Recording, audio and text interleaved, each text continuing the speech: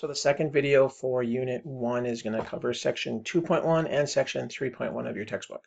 So again, answer the questions as we go, pause and take notes, and as usual, make sure you ask the questions at the bottom of the formative assessment as well as answering the questions. All right, so kind of starting off basic graphical positioning. For X positions, we're going to use a horizontal motion, and Y is going to be vertical. Okay, and that's how the AP test does it as well. If you have positive, it's going to be typically to the right. Negative is going to be to the left. Positive vertical is up. Negative is down. Okay, so make sure you have a fairly good understanding of that. All right, so now we've got our first kind of putting things together piece here. So we've got a motion diagram of a student walking at the top, okay, and it says 1 frame per minute, okay. So we have all these various dots that we need to look at for their position versus time, okay. And if we graph it, our position versus time graph, we get this graph, okay. They just simply plotted every dot here for their position was the dot that represents a second, and they can figure out the position to graph it here. Okay, so position versus time graph, which is a very, very common graph we're going to be using in this course. Okay, so we have that position versus time graph from back here. Now we're going to look at a few things of it. First of all, we can find the speed, which is the slope of the line. Okay, so different slopes are different speeds. So the steeper the slope, the faster the speed of the object. Okay, and it's that simply just rise over run. The change in the y value divided by the change in the x value. Okay, so the slope of your line, the slope of your position versus time graph will give you your speed of your object. Okay.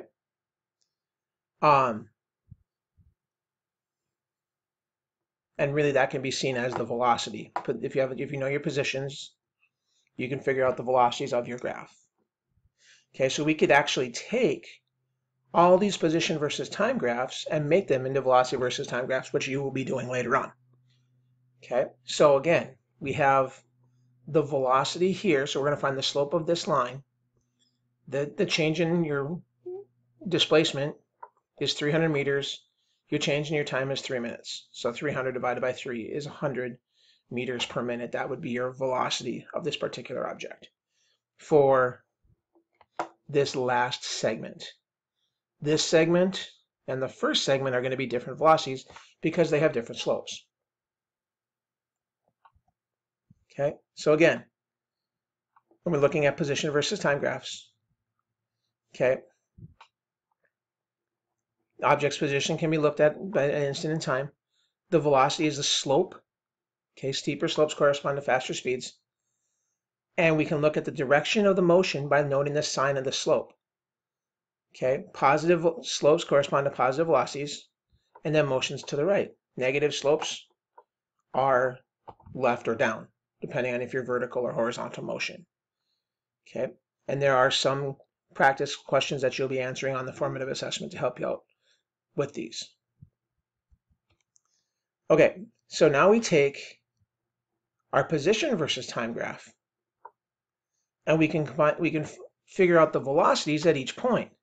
Okay, notice how it says here, during the first segment of the motion, the slope is positive, a constant goes up, it says 60 meters in a minute or 1 meter per second. Okay. And then during the segment of motion, the slope decreases, but is still positive. So when we make the graphs here, our initial velocity is 1 meter per second. And then it drops to less than a half a meter per second. And notice there's a dashed line because the velocity changes pretty abruptly. Okay.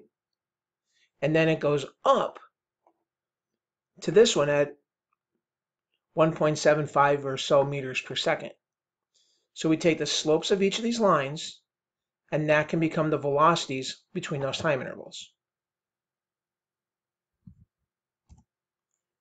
Okay. So we have this position versus time graph of a car. All right. So we're going to look at, we want to figure out the velocity versus time graph. And then we also wanted to figure out what is this car doing? Okay. So if we look here, so it says it's a graphical representation of motion, which it is, position, time. Okay.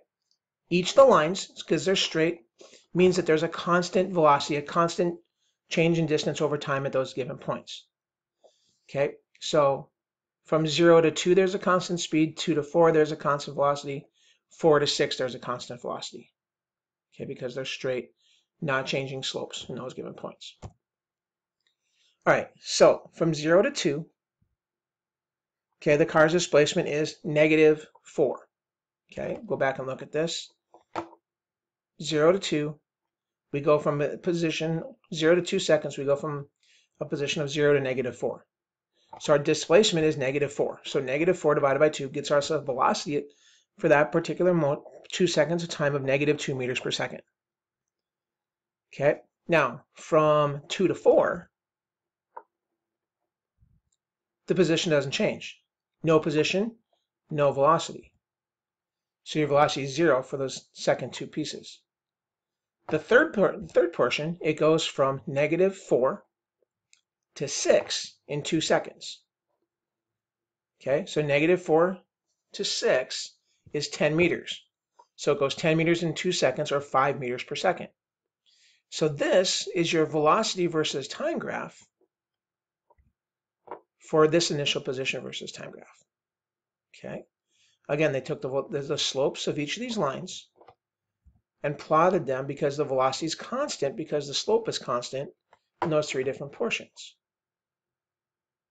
Okay. If you have questions, go through this a couple different times and ask in class. Okay. So the velocity versus time graph right there. Okay, so really the car is going backwards for the first 2 seconds. Car stops for 2 seconds, and then it goes forward for 2 seconds. Okay. All right. We took the slopes of the position versus time graph to get the velocities of the velocity, to get the values for the velocity versus time graph. Okay. Make sure you can do this, because this shows up a lot on your tests, and it is on the AP exam in a lot of different places. Okay. So when we look at these graphs, we can figure out a velocity versus time graph from position versus time graph, and vice versa. Okay. Okay, so we know here that this thing is going at a constant velocity of 1 meter per second. Okay. Positive 1 meter per second velocity for 15 seconds. So that means for 15 seconds of time, an object is going 1 meter or 1 meter per second for every 15 seconds. Okay. Then the bottom part is a -3 meters per second for 5 seconds. So it's going to be a negative slope. Okay. Notice how that slope for the second part is steeper, because it's -3. -3 is a greater slope than 1. Okay. So we can go from velocity to position versus time graph. A skill that you're going to need to practice as well. So go back and read it. Go back and watch the video a little bit again, and read your textbook if you have questions on these. Okay, now we're going to look at, along with the graphing, you need to be able to represent your motion using vectors. We talked about them briefly in the first video. Here's the second video. Here's a little bit more on vectors. Okay, so again, it has magnitude and direction. Okay, our vector here, v arrow, okay, is the vector component of the magnitude. So the magnitude and the direction get you your vector. So we can say the speed of this vector is 5 meters per second. But the actual vector quantity is 5 meters per second in the direction that that green arrow is going. Okay. All right, so the magnitude of the vector is represented by the v arrow. Okay, so the speed, this 5 meters per second, is simply just a scalar quantity. Okay, now if it's going backwards, or yeah, if it's going in a negative direction, it'd be a negative vector. Okay, so again, displacement. A displacement vector is a straight line path. Go literally from point A to point B. Okay, that's displacement. The distance you covered, if you went maybe in a straight line this way and then up, your distance that you cover is actually a lot longer than your displacement. Okay. Okay, so displacement is simply, as we mentioned in the first video, the distance between your start and your end, straight line distance. Straight line displacement, okay, point A to point B displacement, not the distance that you travel to get there. Okay, so we have our net displacement of C here, of vector C. Okay, we have two individual components. We have an A and a B. Okay, so A goes for 4 meters this way. B goes 3 meters that way. C would get here. Okay. So our total distance traveled would be 4 plus 3, which is 7. Our net displacement would be the distance from P to S. And if you look, because this is a right triangle here, if you know your right triangles, this is a 3, 4 right triangle, which makes your C a 5. C squared, or 3 squared plus 4 squared equals C squared. 3 squared is 9, 4 squared is 16. 9 plus 16 is 25.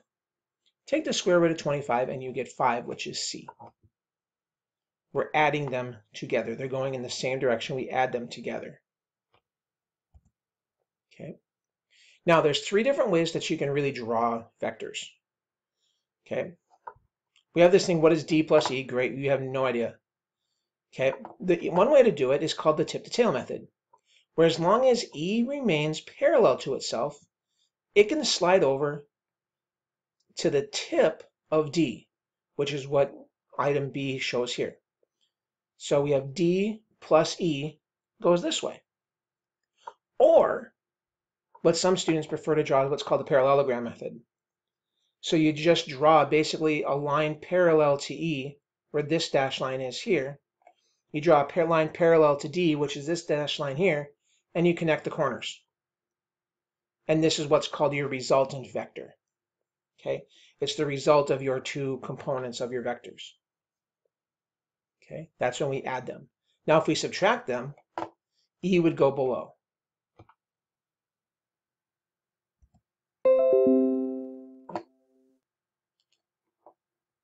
So multiplying a vector by a positive vector, again, gives another vector of a different magnitude but pointing in the same direction. Okay, so for multiplying, you're just getting bigger.